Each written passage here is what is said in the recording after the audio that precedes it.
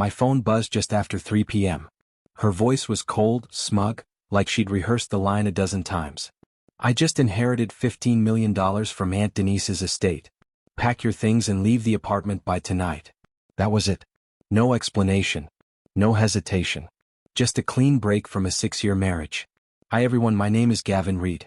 I just finished running payroll at the construction firm I manage. My hands were still dusty with drywall residue when I heard her say it, like I was nothing but a couch to be donated. I didn't fight. Didn't ask questions. When I got home, the lock had already been changed. She stood inside the foyer, smiling in a silk robe, and slid the divorce papers through the mail slot like a restaurant check. I signed them right there on the front steps. Come. Precise. Then I smiled and said, "Enjoy your luck." She smirked.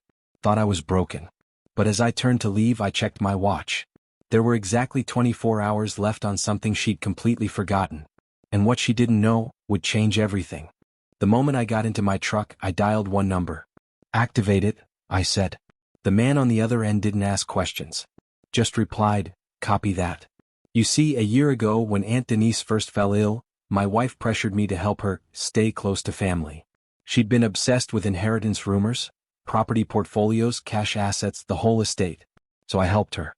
Got her into meetings, paid for the legal advice, even connected her with my own lawyer. She never asked how I had access to those people. She just assumed I was lucky to know them. What she didn't realize was that every time she signed something on behalf of Denise, every time she moved money between trusts, every time she whispered in Denise's ear at night, it was all recorded. Legally. Digitally. And now, that entire portfolio transfer had a 24-hour revocation clause. Triggered only if I filed a breach of good faith within a specific time window. She thought I was just the quiet, dependable husband. But I've been the shadow behind every move she ever made.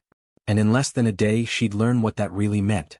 She was celebrating at a rooftop bar downtown when the first alert hit her phone. A flagged transaction on the Denise Trust. Then another. Then a freeze. I watched from a block away, sipping black coffee in the rain as she paced in stilettos, screaming into her phone.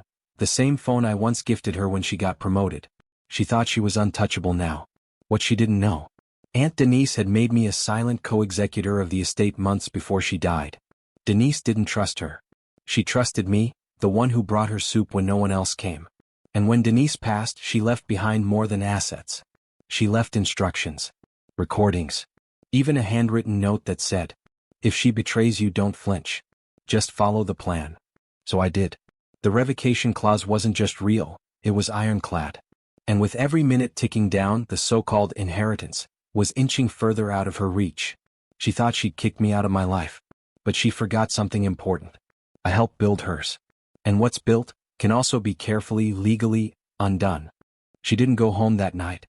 She stayed at a hotel, trying to call every financial contact she had, desperate to understand how the inheritance slipped from her hands. But by then it was already too late. The revocation clause had been triggered and executed. The $15 million in assets? Locked. Temporarily transferred to a third-party holding account tied to my name, through a blind trust Denise had opened years ago. All legal. All clean. And her name? Removed from access until a full review was completed. The next morning, she stormed into our apartment with 2 lawyers behind her, thinking she could pressure me. She found the apartment empty. My clothes gone. My name off the lease. Just a single envelope on the kitchen counter. Inside was a photo of Denise and me on her last birthday, her hand on my shoulder, smiling. On the back, my handwriting. "You wanted freedom. Now you have it, with nothing attached." She thought she kicked me out. But I had never truly lived in her world. I was just borrowing space, until she taught me what freedom actually cost. By noon, her calls turned frantic. I didn't answer. Instead, I was sitting in a quiet office surrounded by glass, finalizing the next phase with my attorney. The Denise Trust hadn't just frozen her access, it had opened the door for full audit control. And I now had full authority to authorize or deny any withdrawal, including the luxury condo she just placed a down payment on. The bank reversed it within the hour. She tried to confront me outside the law office. Her voice trembled, not with regret but rage. "You can't do this. You're nothing. I left you." I looked at her calmly. "No," I said. "You left the version of me you created in your head." And she had. She'd married a man she thought she could mold, manipulate, and discard. But the real me? I had no interest in fighting. Only finishing. She backed away like she'd seen a ghost. And for the first time, maybe she had. Because the man standing in front of her wasn't angry. He was free. And people forget, freedom, when earned, comes with a kind of silence that can shake the ground. That evening, I visited Denise's old lake house. The one my wife had once mocked as too rustic. The one she said she'd bulldoze for a modern retreat. I lit a fire in the stone hearth and sat with a box Denise left me. Inside were originals of every financial document my wife had ever touched, and a notarized letter addressed to the probate court. Denise had planned for betrayal. She saw it coming before I ever did. The letter made one thing clear.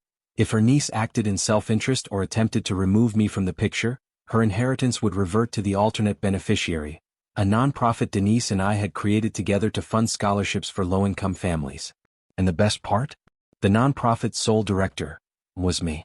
My wife's lawyers tried one last move the next morning, claiming emotional manipulation, challenging the mental state of a dead woman. It didn't hold. Denise's estate was airtight. By sunset, the judge signed off. She lost everything, not to me but to the one thing she never understood. Loyalty.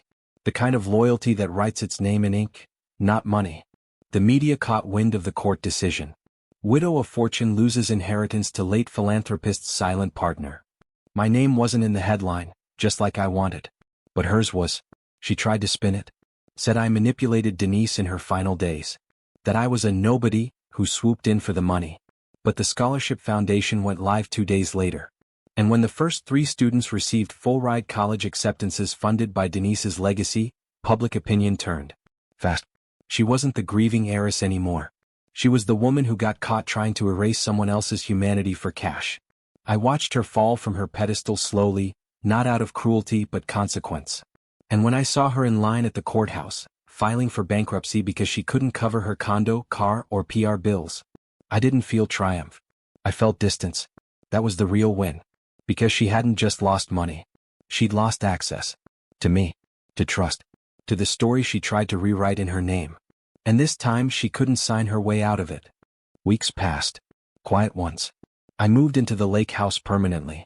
Planted a garden where Denise used to keep her rocking chair. Framed the last photo we took together. Her fingers curled around a mug of tea, eyes clear and certain. The nonprofit grew faster than I expected. Letters started pouring in. Parents. Students. Stories of futures once impossible, now unfolding, all in her name. And in mine quietly behind the scenes. One evening, I got a letter forwarded from the old apartment. No return address. Just my name.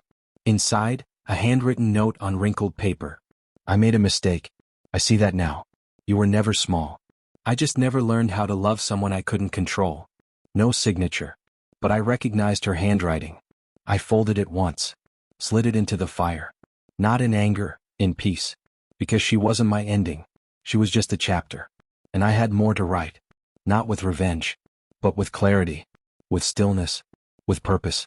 Some endings are loud.